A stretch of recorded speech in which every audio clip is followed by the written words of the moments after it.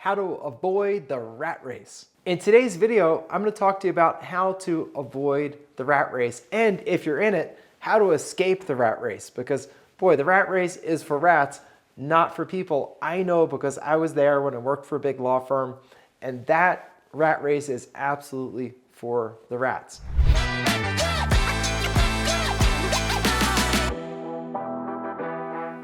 So the question is, how do you avoid all that? And here's the deal. What you want to do is get your own functioning business where you are the captain of your own ship, where you don't have the office politics, the backstabber over there, the whisperer over there, the boss who doesn't know what they're doing over there, the incompetent person over there. You don't need all that. And the good news is that in America today, there's so much opportunity to not participate in the rat race, to absolutely be the captain of your own ship, because there is so much work to be done. I mean, if you ever, for example, tried to hire somebody to do something, anything for you, and noticed that it's hard. Have you noticed that when you try to get some help with anything, it's really expensive? Well, that is just opportunity knocking on your door, because when there's demand for services that's not being met, well, that's exactly where you can come in and create a business. So the first thing I think about when I think about the rat race is that you have to be brave to leave it. You know, the rat race in its own way is sort of a set of golden handcuffs. You know, you're in there, you're making your life work with the income that you have. It's steady. We have so much work opportunity right now that if you were ever laid off, there's probably another job just, the next day if you want it, because there's such a demand for workers and such a paucity of people available to do anything. So the first thing is that you need to be brave and try. And often people that are successful entrepreneurs spend a lot of their first time working on what's called their mindset. And what's mindset? Mindset is the way that you think about things. For example, one of the most important things is how do you think about failure? Now, failure is something that as we get older, we get less and less willing to take it on. For example, I have a 2-year-old and an 8-year-old, young children. And my 2-year-old fails all the time. How does she fail? Well, she tries to put a spoon in her mouth and she misses. And sometimes the food falls off the fork. Or she tries to pick up a spoon and she turns it upside down and all the soup goes off the spoon and the dog gets to eat it. They fail all the time. But what does she learn from those failures? Well, she learns how to do it right. She learns, oh, if you turn the spoon upside down, all the food falls off. But as we get older, we get a lot of sort of barnacles in the way that we think. And those barnacles, like barnacles attach to the bottom of a ship and they slow the ship down and make it not perform well. We have barnacles in our life.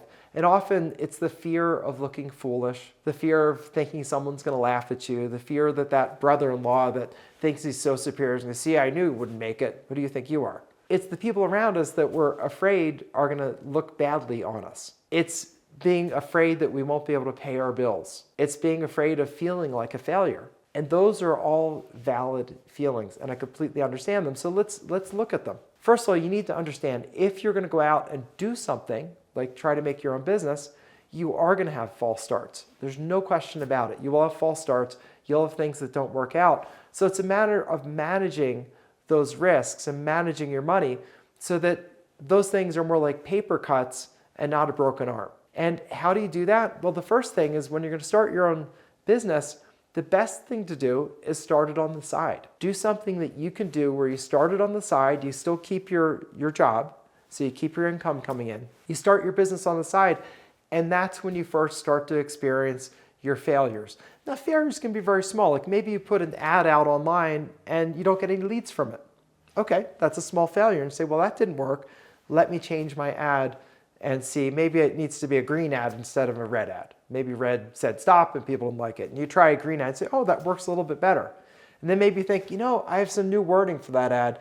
Let me put that. Or, oh, we could do a special. Christmas is coming up. Let's do a Christmas special. And you start experimenting and you'll have a series of successes and failures. Some successes bigger, some smaller, some failures bigger, some smaller. But you start experimenting and that's how you're building up your base of experience and your knowledge in the business. And you must accept, if you're going to be an entrepreneur, that you will have a series of small failures that you need to think of as learning experiences.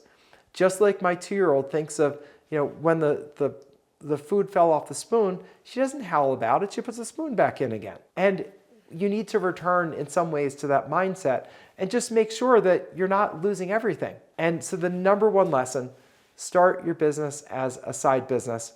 And second, pick something that you have a natural affinity for and hopefully some relevant experience in. And I'll give you an example. Let's say that you're a computer person.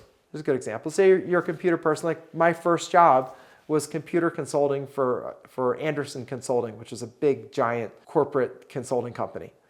And we used to install big computer systems. If you're a computer person today, what I would say your number one thing to do is go learn artificial intelligence and make sure that you're really up to date on that and start your business based on that. Could be as simple as showing businesses how they could use AI to make their businesses more efficient. It could be a consulting practice doing that. Now, what does it take to start a consulting practice? Almost nothing.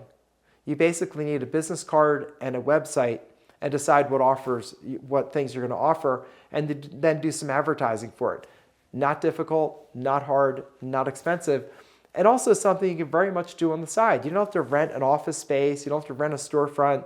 You don't have to have open hours where you're sitting there waiting for a customer. Instead, you're advertising your services and people are coming to you and ordering. Second question is, if I were going to start that kind of a thing like consulting, how would I start it? Very simple. I would start by writing a book. And you may say to me, well, are you crazy? How long would it take to write a book?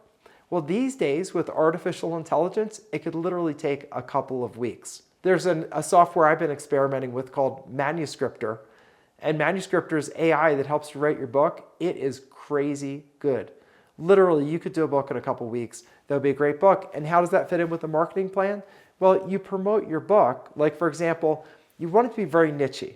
So let's say that you work in car dealerships and you say, I want to do something with that. You could say, you could do your book, how car dealerships can use artificial intelligence to increase their efficiency by 10%, whatever you believe to be true about it. And then you promote that book, which is very specialized, to car dealers, to managers of car dealers, to owners of car dealers. You put your book out, and you know what your book gives to you? Credibility. Gives you enormous amounts of credibility.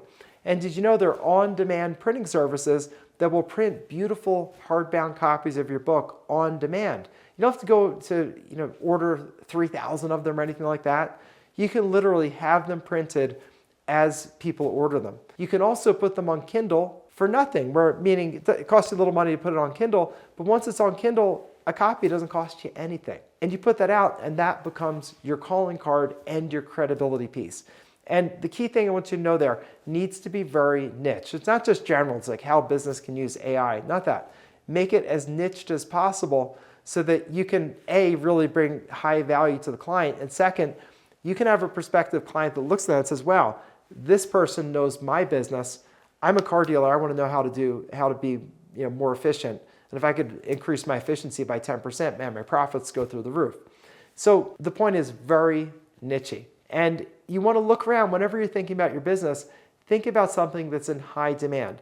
Now, let's say you're not a computer person. Say you're like, no, that's not what I am. I'm not a computer person. I'm someone that works with my hands. And I know how to do gardening and landscaping. I absolutely love that. It's one of my passions. I love to do that. Well, what about starting a business as a garden consultant, a garden landscaper, and maybe even a landscaping service that's out there?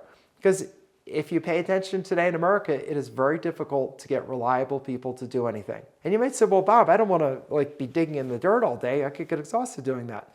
Well, guess what? You don't have to, because isn't that a business that's expandable? Isn't that a business where if you can go out and get the clients, you can then bring people on and have them do the work and become a business owner? I know this because when I was in college, I had a College Pro Painters franchise where I employed 13 painters to paint houses, and I was able to pay for college with that. And I wasn't there swinging brushes. I was selling jobs and overseeing people, and I hired people, learned how to be a business owner, but I didn't have to be swinging a paintbrush. It was wonderful. That was one of the most fabulous things that I did in my early life to help me really set up to be successful.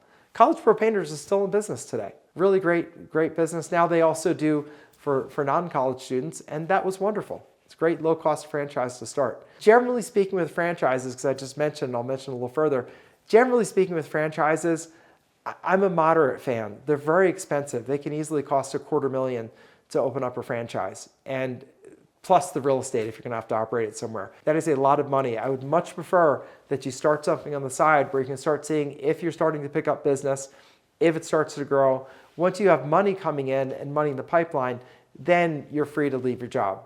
But the franchise, if you're going to do one, look at it very, very carefully. Talk to a lot of people that own the franchises, really get to know it, and move slowly on that because you're making a big investment and a big commitment. It's also hard to start that on the side. And I'm a big preference if you're trying to escape the rat race or avoid the rat race entirely. I'm really a big fan of something you can start on the side.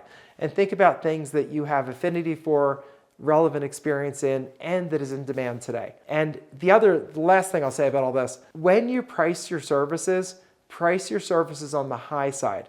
The worst thing to be in this world is a low price competitor.